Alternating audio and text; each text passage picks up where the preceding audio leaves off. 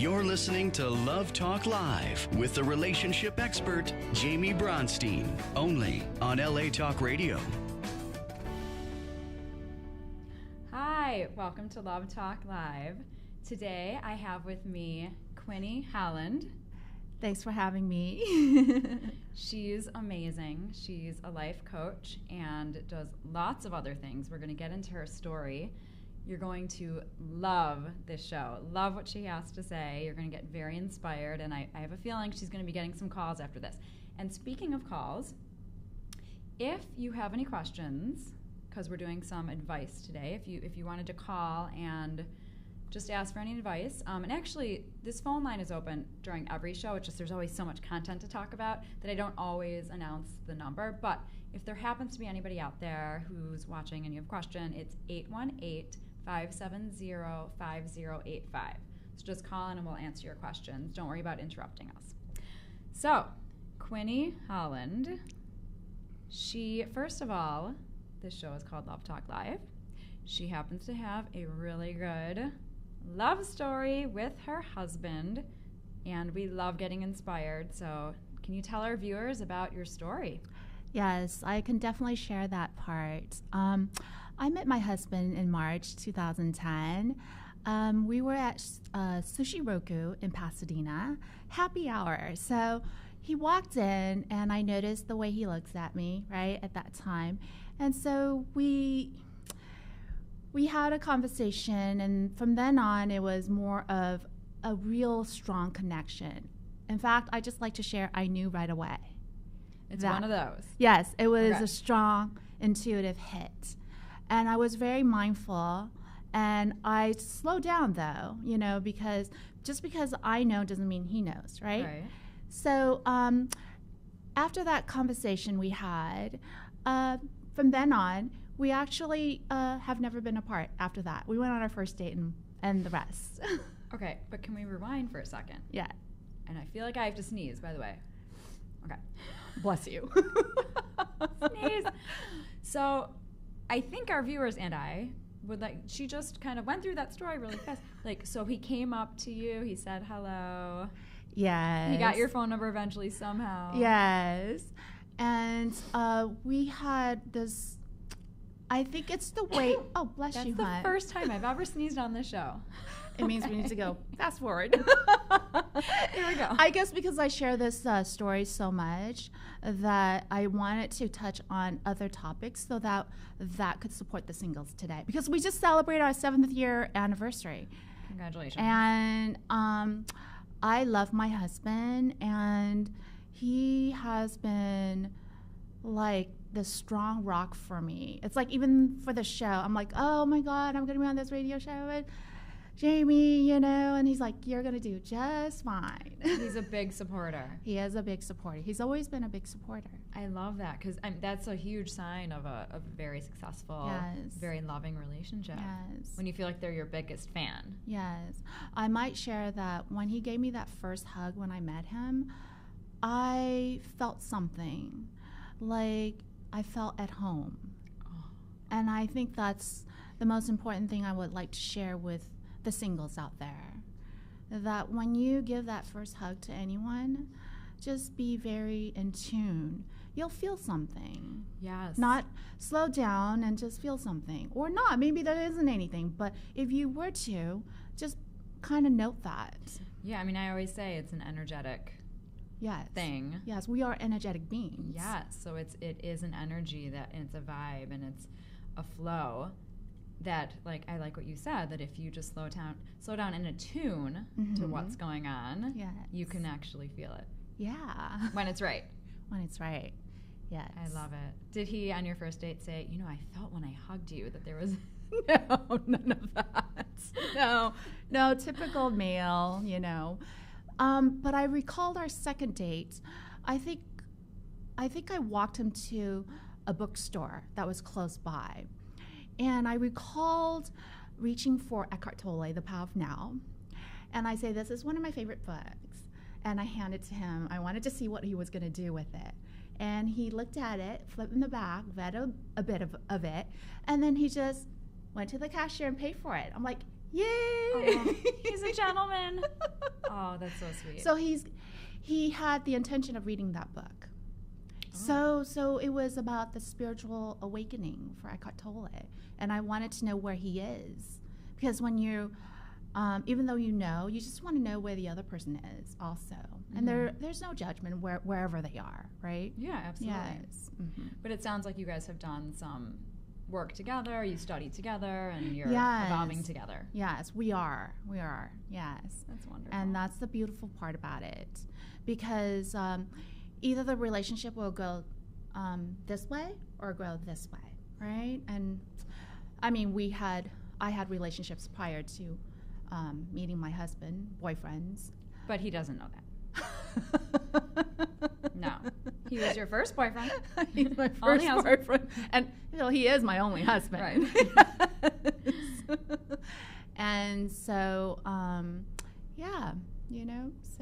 So he kind of showed up, and it worked, and it flowed, and it felt right, and it felt at home. And then we got married 2 years later. And it was one of those things where I said to him, just surprise me with the ring. I did, because at the point we had a discussion at some point, right? And I think this is also important for singles. When you're dating somebody and you know that where is this relationship's going, it's okay to ask and to have that deep conversations about it and be mindful where the other person is. Mm-hmm. And then once that is there, you can agree to move forward, right? Or, something else will happen. And so... But always to trust your gut and trust your intuition. And to ask, where are we at? Right. So first you need to trust your gut if you feel like you're at the place where you could have that conversation. Because if it really doesn't feel good, then there's your answer, I'd say. Yes. But if you feel confident enough and like your gut is saying this really could go somewhere. But I'm wondering, what are your thoughts on should the girl bring up the conversation? I think there's nothing wrong with that. I think if you feel strongly about something, you should bring up that topic and ask. Okay. Because it's important. And it's gender neutral, this topic, for me. Okay. Yes. Yeah, because it's something that I talk to my clients all the time about, and I feel like it really depends on the situation. Because there are certain guys, and at the end of the day, if two people are not supposed to be together, whether the girl brings it up or not, it's already planned out. They're either going to be together or not. But there are certain girls that they make the guy crazy because the whole time they've been running the whole show. And so sometimes I just say, just at least let this situation, at least let the man bring up the conversation for marriage because you've been running the show from the beginning. It depends on every situation. I hear that part, and I really acknowledge that, and I agree with that too. It does depend. Yeah. For empowerment, I think for nowadays, I think it's important that you don't need to run the show. There's what I call compassionate conversations, and you need to be gentle to yourself because this is so important to you. And I know for some women, age is a factor for children, right? But for all women. For all women. Well, some women, they're very clear they don't want to have children. Exactly. But this conversation is for women who are interested in having children. Yes. Right? That age is a factor. And so, I do not blame them when they want to have this conversation earlier and not much later. Because if they're feeling insecure in that relationship already and it's been gone for a year and a half and they still haven't had that conversation, I truly encourage them to bring that up. I agree.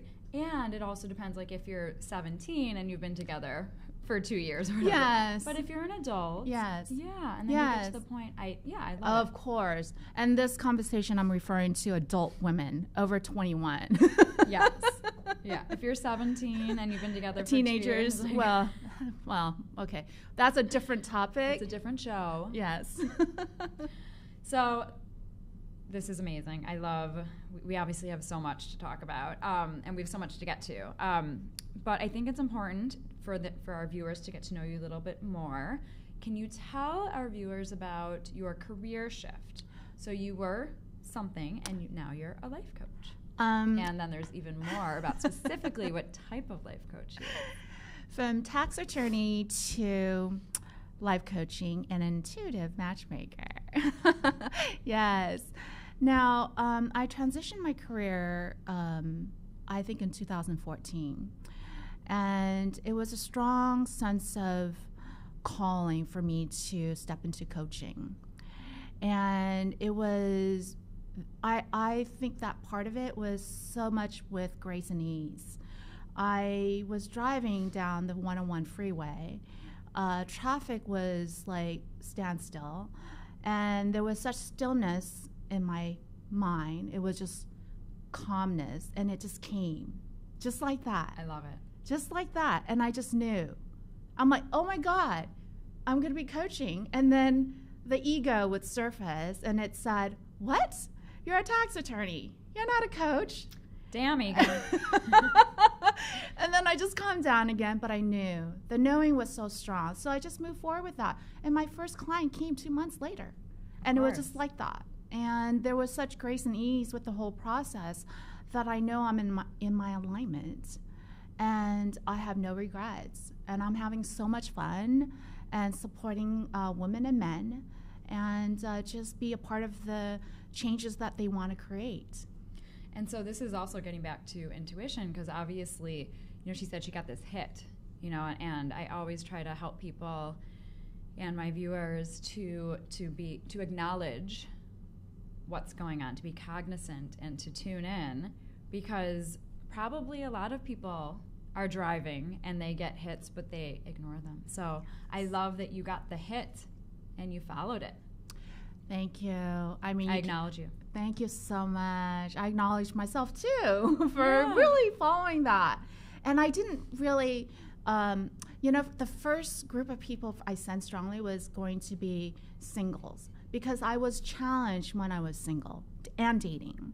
And so that was a strong calling for me when I stepped into coaching. And I was coaching singles. And so my first client came, and can we lead into the intuitive matchmaking? Yes, and we I can share that story, hon? There's something in my head. Let me see. Okay. Can you see it out there? It's all good. Okay. So, yes, you are an intuitive matchmaker, and that's fascinating. And we would love to hear some stories. Okay, now how does that work? People would ask me. And the way I go about it is just sharing the story. So my first client came, and she was in her early 30s at the time. And I said to myself, oh, that's easy. I can basically, match her up before you know it, right? And so she came for coaching, and we worked on her limited beliefs and patterning of dating. And I was out and about at the Montage in Beverly Hills with friends, and, the universe plopped a huge group of single meetups in front of me. Oh, wow. Yes. And I looked in there, and I sensed there's a real match for her. And she wasn't there that evening, right? Okay. And so I stepped up to this perfect stranger, never seen him before, and we had a conversation. And fast forward 2 months later, I set them on their first date. And on their first date, I knew at the time that this is a beautiful match. And I had shared that with her, my client. And I'm learning not to do that anymore. Why? I'll explain that in a second. And so what had happened was she went on first date, and there was chemistry, right? And everything was going beautifully. On the second and the third date, she came back to me. She's like, Quinnie, I think you're absolutely wrong. Oh, no. I know. She's like, there's something I'm not feeling. There's something going on. And it was her old belief system, how she dated, right? So we worked on that. And I sent her on her fourth date. And it did the switch like this. And they just got married 2.5 years ago. Wow. Yes. I want to get back to that story, but Quinnie does have a bold statement, where she says that when she fixes a couple up, they get married. Yes. There's this pattern. I've seen it all the time, even back then with my friends. I do just one setup, and it's done. Wow. Yes. One and done. One and done. And now... That's why I said you guys are going to be calling her She's not going to be sleeping at night. She's getting so many calls. Yes. This year, I noticed that, I'm open to what the universe is also teaching me, right? Always. And we're always getting life lessons. And I had tried to set up this particular client with one of the people I had met. And I'm creating this bridge. I sense strongly that I'm this bridge, right? Mm-hmm. And if they both want to cross that, something amazing will happen. But the male did not want to cross that bridge, right? So nothing happened. Right. Right. But do I sense that this is a good match? Yes. But if they're not going to cross that bridge, there's nothing that could be done. Unless, they change. He changed his mind, but she's interested, but there's something going on with him, but we don't know what it is. That's an honest truth. But that's not the couple that you were talking about before. No. Because she wasn't sure at the beginning of that couple. Yes, they crossed the bridge. At least they met and went on a first date. Right. This couple separately, currently, he does not want to cross that bridge. Okay. So yeah. You can't. Then yeah. Exactly. Right. Yes. But I have a question about that. So that couple where it took them kind of 4 dates for her to be like, ooh. Yes. What do you think happened for her along that journey? I think for her particularly that issue was when she was on the date, she was looking for warmth and affection. In a sense, maybe a little bit more PDA, I'm not sure what it is. And I don't remember, it was like quite a few years ago. But I think I coach her in seeing that she can initiate, right?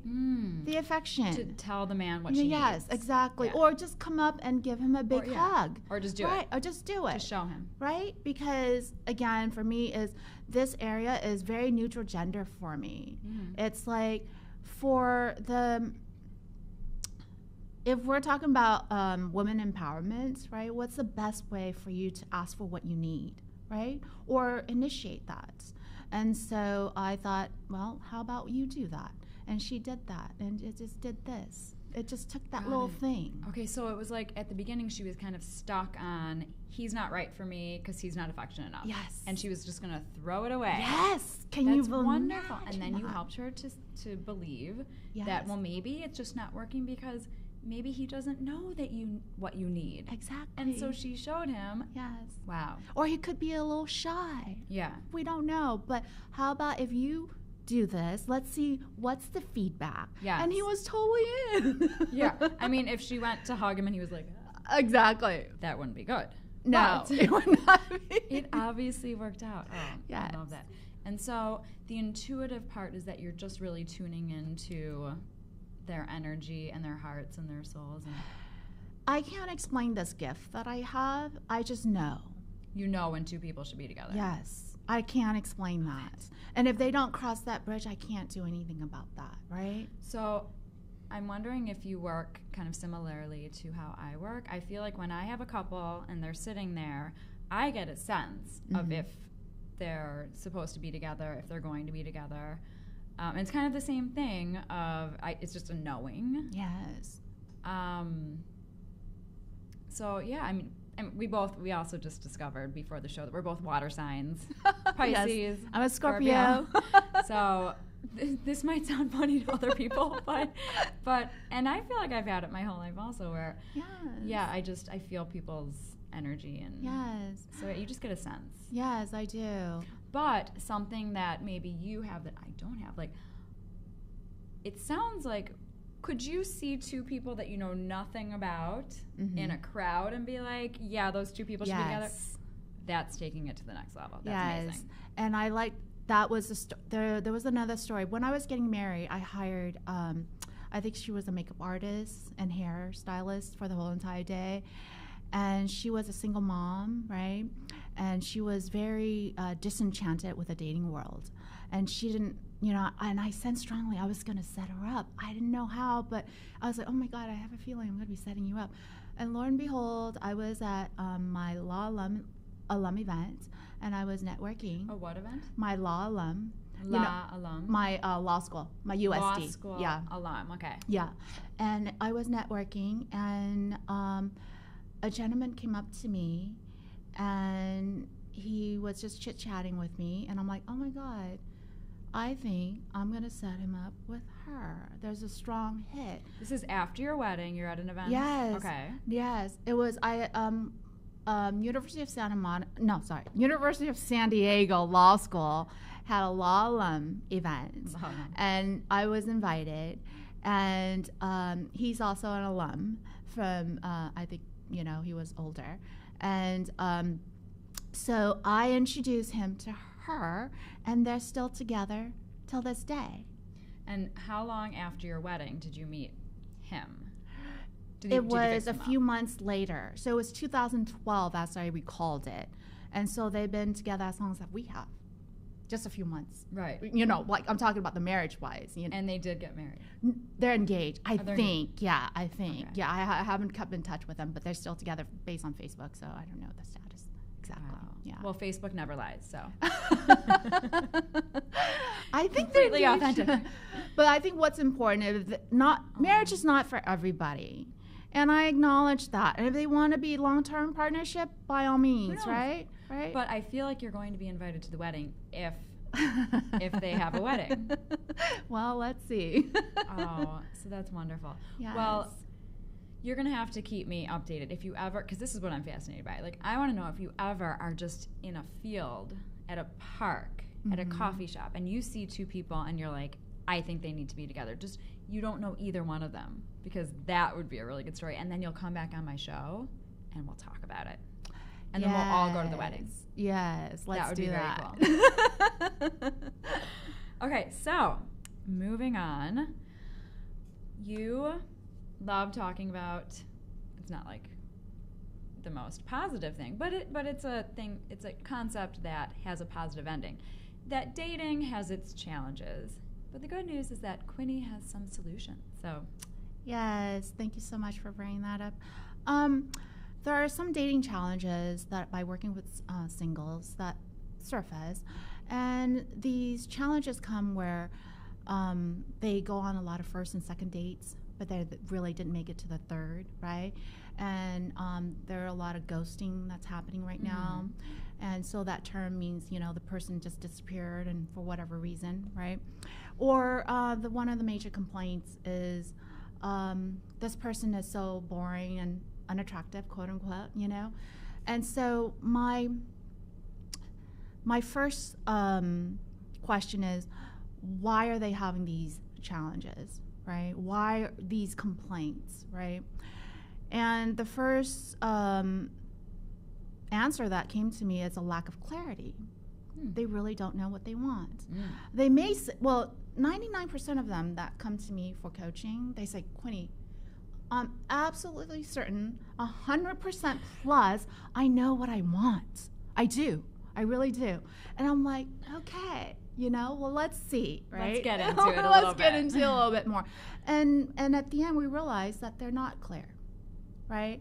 And so the lack of clarity is one of the issues that surface. How do you help them get clear? What's your personal tactic? Okay. The first solution I would have is have them create, I know we talk about lists and more lists, but this is a very clear, helpful list for me because I did them, right, when I was single, and it serves me. And I would like to share this with everyone, is what I call my top 10 list, right? And being that I'm an attorney, the top 5 items are non-negotiable items. It's a deal breaker. So important. Yes. And the last 5, we can work on that, right? Something you can compromise on and work and create whatever it is that's like geographic location, like that's the part that some people who wouldn't drive, they are very stuck on 5 miles, So silly. Right. Just be open-minded. Yes, exactly. And so I would ask them to list the qualities they seek in that ideal partner. So it's also a reflection of them, right? Yes, it is. And so these qualities, and I don't want them to cheat and put 4 or 5 on item 1, just put 1 quality, right? After putting that one quality, they go down the list, and then they go back to the list and describe that quality. Let's say loving. I want a loving partner, right? But what does loving mean to you, right? Yes. How do you define that for yourself, not on what others have been telling you or what you've been programmed to think or feel, right? But this is your own journey. So be very clear, these qualities that you seek, you define them for yourself. I really like that, because as you just, to really get them clear, it really helps them to go deep. Yes. And then there are going to be some issues that come up, and probably some tears, and some stories that need to be rewired, some conditioned things that need to be perceived differently. Yeah. So even from that first question, you could probably have a whole session on like number one. Yes, number one. What does loving mean to you? Yes, and what is like a kind or supportive ideal partner? What does that mean to you? And then they need to get into, well, maybe why didn't they have it in the past? But then it goes back to our inner world. Yes. They're probably not being kind to themselves. Exactly. It's always the inner journey, and that's why this top 10 list, it seems simple, but there's a lot of work in it. Yeah, if you want to make it quality. Yes. And authentic. Yes. And then set your intention, right? Set a clear intention, but you got to get clear first about what you want, and then you can set a clear intention, right? That comes after. Because people set intentions all the time, but they're not clear. Yes. So I would have this process this way. Get the top 10 list out, and then set a clear intention. Yeah. Right? And then move forward with that. And and then I always like to say that once you have that intention, you put it out there and you set it free with no attachment to the outcome. Yes. Like the universe, like if you say it, like it has to be this, has to be A, well, the universe knows what you need more than necessarily what you want. So you put it out there, and then you will get back exactly what you need. Yes. You're going to get feedback from the universe. There's no doubt about it. And we have experienced that in our entire life. Basically, I hear that all the time and experienced it too. I have a question. Do you do specifically like vision boards or ideal scenes that we know about? Yes, I do. Which one, or a mixture, kind of? A mixture. So for viewers out there, what we're talking about is, you can write it down, but there literally are things that you can put up on your wall that you see every day that is, that are visions. Yes, and why do we put it up? Because it's a reminder of what's important, right? If it's important to you, you'll see that every day, and you'll take actions, right? And if you don't take actions, the universe is not going to give you feedback. Yes. So there has to be action. So once you complete your list, and then you set an intention, and you set it out, and you let it go, but you have to take action. The action is an important step also. I mean, there are many steps, but that's one of the requirements, I would like to say. Because if you sit at home and now you're not out, and you hope that Mr. Right or Miss Right's going to land right in front of your door. Knock on the door. It could happen. Or like throw a stone at your window. Right. Right. So we encourage you to get out there. Get out there, right? And it's called mindful, healthy dating. And have fun. And most importantly, have fun. Oh, yes. Right? Lightheartedness. You know, even on those dates that are not so good, to have a sense of humor about it. Oh, and I used to do this, and I always tell my clients this. If you're about to go on a date and you're like, this is gonna suck. Well, first of all, if you think it's gonna suck, it's going to. But or if you're on a date and you're just like really not happy being there, but you know that you need to stay. I always say you don't need to stay for 2 hours. Just stay till you're done with your drink or your meal or whatever. But if you're there and you have to be there, you can't go anywhere else, you could say to yourself, what can I learn from this person? You know, personally, I love learning. Like, for instance, there was a guy who, I was living in Chicago. He was in graduate school, business school at Northwestern. And I was thinking, he's definitely smart, so what can I learn from him? And he told me, and I actually had an invention at that point. I wanted to invent something, and he was going through the process of inventing a product in his project group. So I asked him, like, step by step, how do you invent a product? And it was really helpful. So I always say, if you're somewhere where you don't want to be, on a date or wherever, what can you learn from that person? That's beautiful. I love that. If they're a tractor driver, you can learn all about tractors. It doesn't matter. Yes. I agree. That's great. Because dating has a tendency, especially if you do it a lot, to not be fun. So it's like, how can we make it more fun? Exactly. Have a sense of humor. I love that too. And laugh about it. If the date were to go wrong, it's okay. Laugh about it and let go, right? It's you can say, well, it's easy for you to say, right? Because you're married now, right? We've been there. We've both been there. Yes, you have to laugh about it. Yeah. And even in those situations, like I used to have situations where it was hard to laugh at the moment, but I knew that it was going to be really funny in the future. So at least acknowledge that it will be funny. Yes. And it can help you get past it. Yes. One of my top 10, I think number 3 was a sense of humor.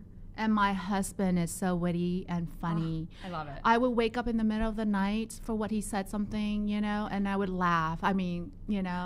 Bless him. Sense of humor. So one of the things that we do on the show is sometimes we do have couples. So maybe Quinnie wants to bring in her show and tell. Ask. Show and tell one day. Yes, I'll ask him. Is it Robert? Yes, Robert. Yes. Well, he looks like a really nice guy. Thank you. He is a really sweetheart. And it's fun. I'll introduce you to the other couples that have done it. It's just fun and it's inspirational. The viewers, they get to see real life in loveness. Yes, and not to say it's just peach and cream. There are challenges, and it's just life, right? Yeah. But what do you intend what is your intention when there's something that is not smooth sailing? What happens, right? And for me, I always connect to what I call my heart chakra, my loving. Mm-hmm. That is as authentic as it can be. That's the place. And if you haven't tapped into it, this is like a great opportunity to, when you start dating, be loving to yourself and be loving to others, even though you don't know them. It's okay. Absolutely, yeah. The more unconditional love that we have for ourselves, the more exudes out of us at every moment, and it just adds more love to the world. Yes. Sounds cheesy. It's so true. Also, I believe, and I'm assuming you agree, that couples, in order for them to go through these challenges, they really need to have a solid foundation. Yes. Because if you don't have that solid foundation, things will crumble. Trust is very important to me. And when you go through anything, you want a partner who you can trust. And trusting yourself, too, is utmost important. And the dialogue, the conversations, whatever it is, be authentic in your communication. But I would always say, don't blur. The truth is powerful, but the truth in delivering with kindness is even more powerful. Absolutely, yeah. And, when you're saying, like, the way you deliver it, I don't believe that being aggressive is ever helpful because the person's going to be on the defense. Right. So, yeah, I love your message, deliver with love.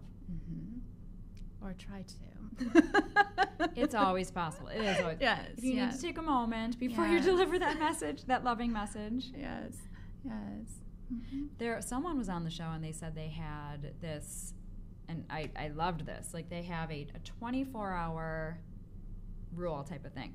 If you're mad at somebody, you kind of write, let's say you're going to send them an email. And obviously in couples, like in marriages, it's better just to talk about it anyway. But let's say you're dating and you are really upset about something and you do a draft of an email. Give it 24 hours before you send it. And then you see how you feel if you really want to send it.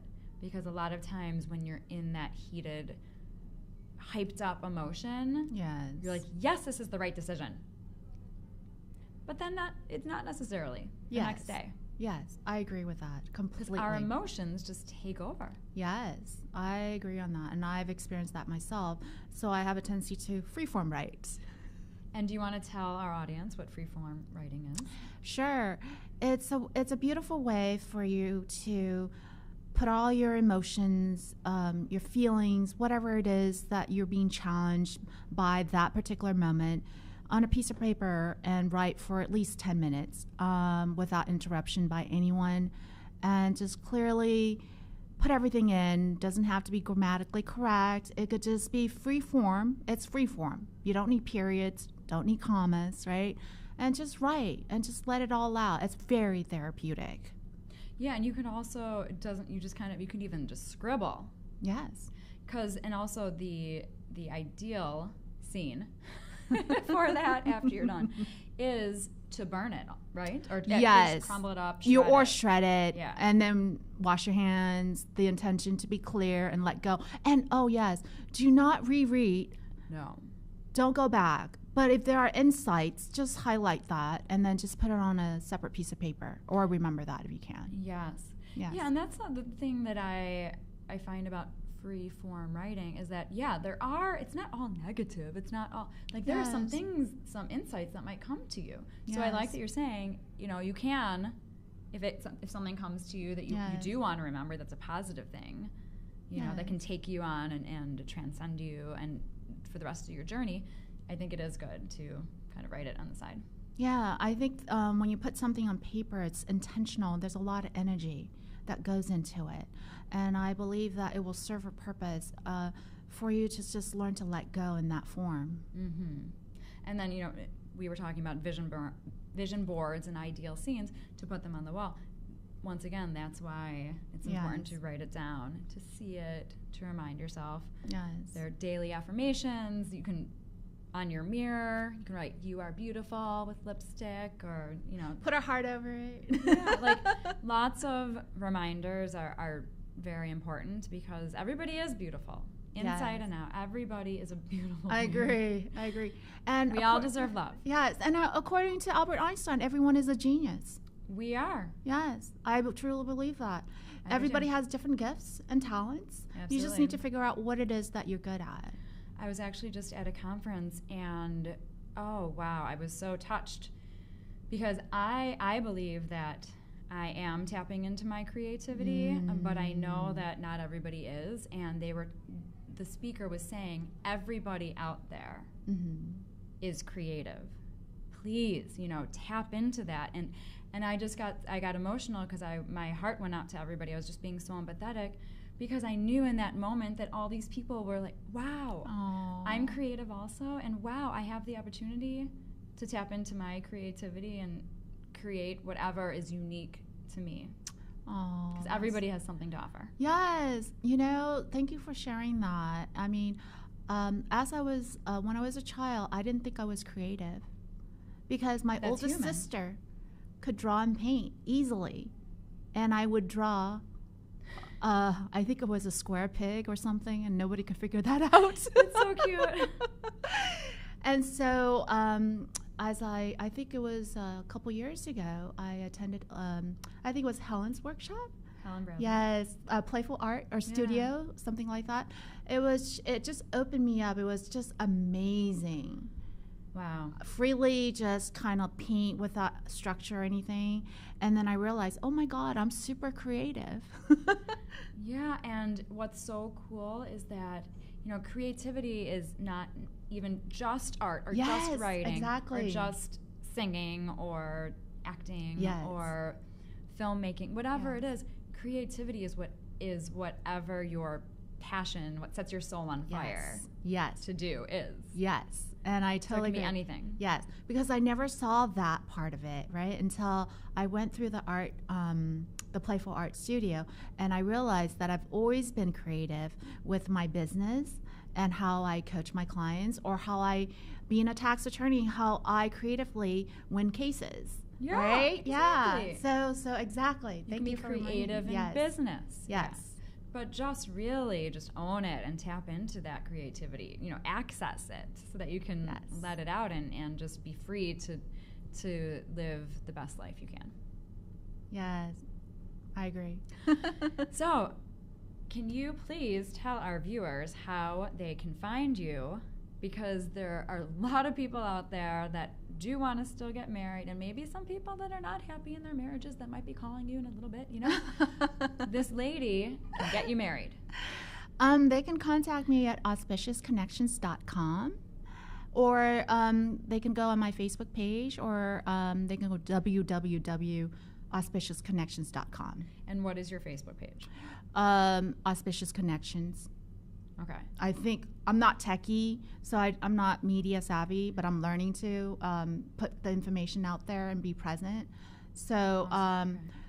I don't have an email. Well, If they looked you up under Quinnie Holland, yeah. they wouldn't. Oh, find you. yes, they could find me too. Quinnie Holland, they would be able to find me, I think. Yeah, I'm pretty sure. Yeah. You want to spell your name? Yeah, it's Quinnie. Last name is Holland, Holland. And if you have any questions about the show or anything in general, need advice, you can email me at Jaime, Jaime, at therelationshipexpert.com, or head to my website, therelationshipexpert.com. And thank you. Oh, also Instagram, The Relationship Expert. No, expert. So thank you for joining us today. Thank you, Quinnie, for doing the show. You were awesome. Thank you for having me. You have to come back again. Oh, okay. Especially after you fix up that random couple and they get married. And we'll all go to the wedding. Yes, let's all go to the wedding. Thank you for joining us. Thank you. You're listening to Love Talk Live with the relationship expert, Jaime Bronstein, only on LA Talk Radio.